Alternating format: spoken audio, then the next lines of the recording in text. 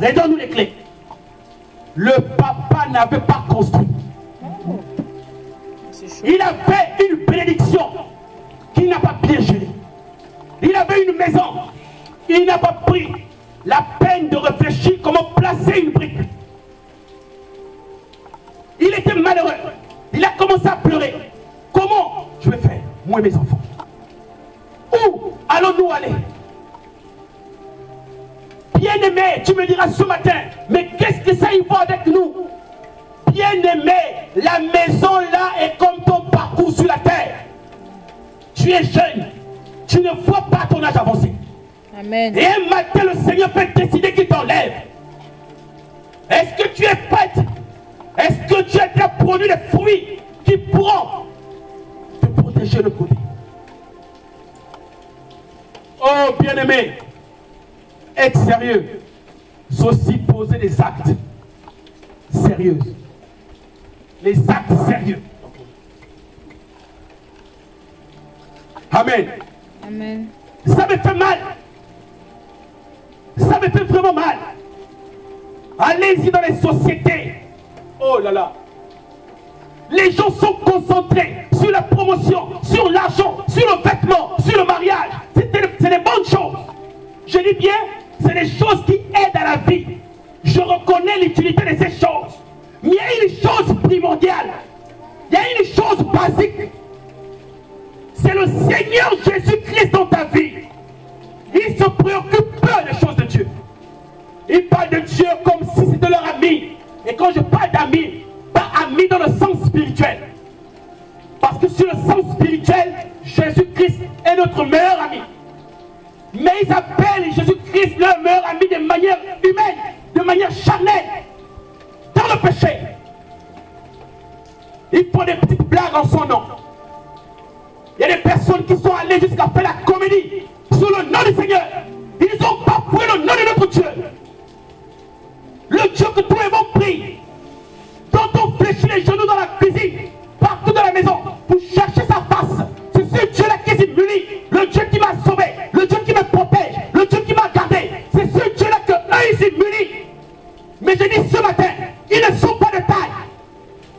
Parce que notre Dieu, il est puissant pour témoigner de son grand nom. Bien-aimés, ils ont profané le nom de notre Dieu. Excusez-moi, ce n'est pas un jugement. C'est une constatation. C'est une affirmation. Le Dieu qu'il prétend prier. Excusez-moi. Si c'est Jésus, j'en ai les doutes. Jésus-Christ a dit à Pierre, si tu m'aimes, garde ma parole. De quel Dieu parle-t-il lorsqu'il cite Jésus? Le même Jésus qui a dit à Pierre, si tu m'aimes, garde ma parole.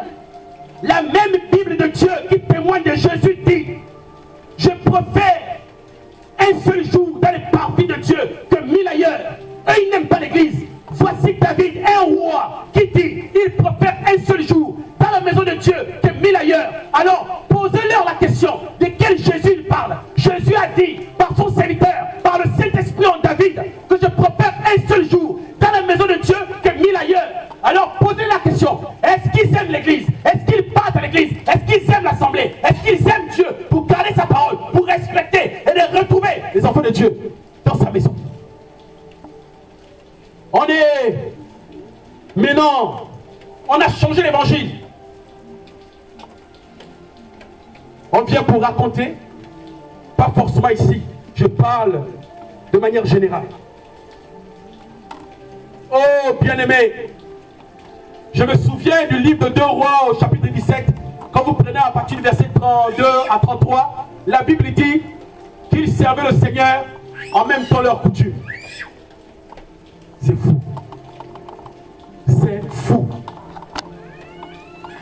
2 Rois, chapitre 17, du verset 32 à 33. La Bible dit qu'ils servaient l'Éternel et en même temps leur Dieu. Ils servaient l'Éternel en même temps leur coutume. Voilà ce qu'ils sont. C'est ça leur nature.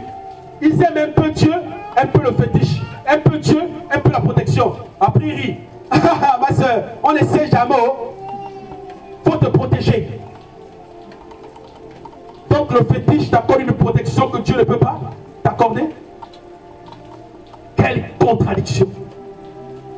Vous rabaissez Dieu. Vous profanez son nom.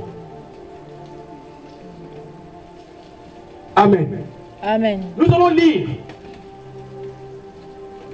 4 passages. Je vais les scinder en 2. Nous allons commencer à lire 2 passages et par la suite finir les 2 autres. Le thème d'aujourd'hui, c'est à ne pas comparer avec ce que je viens à peine de faire comme introduction. Parce que c'est dingue. Allez, c'est la gare routière le dimanche. Vous allez voir des chrétiens qui prenaient même bus. Même s'ils partent dans les assemblées différentes, ils ne peuvent pas se dire bonjour. Je me rappelle lorsque je priais au PK9, j'arrive à la gare routière, tout le monde a la Bible. On attend le bus, d'autres pour aller au Vendo, d'autres pour aller à Nzayon, mais on a la Bible, on a du mal à se dire bonjour. Maintenant la question que je pose à ces chrétiens-là, dans quel ciel allez-vous partir? Le même frère que tu ne salues pas sur la terre, c'est le même frère par la foi que tu vas croiser au ciel. Vraiment. Vous voyez? Même si je ne te connais pas, le fait de te voir avec une Bible, bonjour frère, bonjour, et je passe mon chemin. Ça ne coûte rien, frère. Les chrétiens sont divisés, les sœurs divisées, les frères divisés. Il y a ceux qui sont divisés au premier degré. Là où c'est visible sur le plan physique, ils ne se parlent pas, c'est là, c'est visible, nous voyons. Et il y a ceux qui ne s'entendent pas. Et là, c'est au deuxième degré. Semblant par la bouche, mais le cœur n'y est pas. Semblant par la bouche, derrière c'est les critiques. Voilà pourquoi le thème de ce matin, c'est la réconciliation. Cette réconciliation va être prêchée à tous les niveaux de ta vie, afin que tu puisses te réconcilier avec tes frères, tes sœurs, tes chefs. Premier niveau de réconciliation,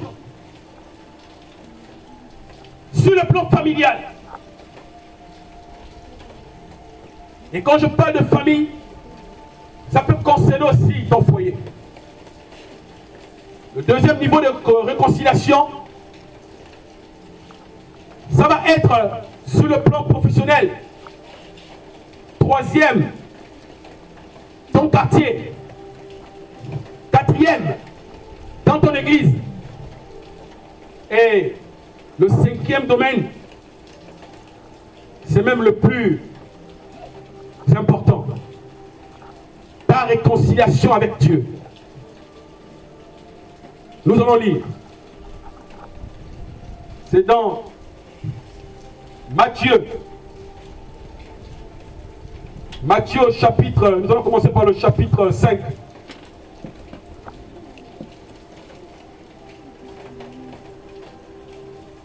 Matthieu chapitre 5, je vais lire, soyez bien attentifs et attentifs. Matthieu chapitre 5, du verset 23 au verset 25. Je répète, Matthieu chapitre 5, du verset 23 au verset 25. Je lis au nom de Jésus. Si donc tu présentes ton offrande à l'autel, et que là tu te souviens que ton frère a quelque chose contre toi, laisse là ton offrande devant l'autel, et va d'abord te réconcilier avec ton frère. Puis, viens présenter ton offrande. Verset 25. Accorde-toi promptement avec ton adversaire, pendant que tu es en chemin avec lui, de peur qu'il ne te livre au juge, et que le juge te livre à l'officier de justice, et que tu ne sois mis en prison. Excusez-moi. Vous savez, il y avait une sœur ici à Libreville. Elle l'est toujours. Elle s'appelle la sœur Karine, on priait ensemble. Je l'avais éprouvé un jour.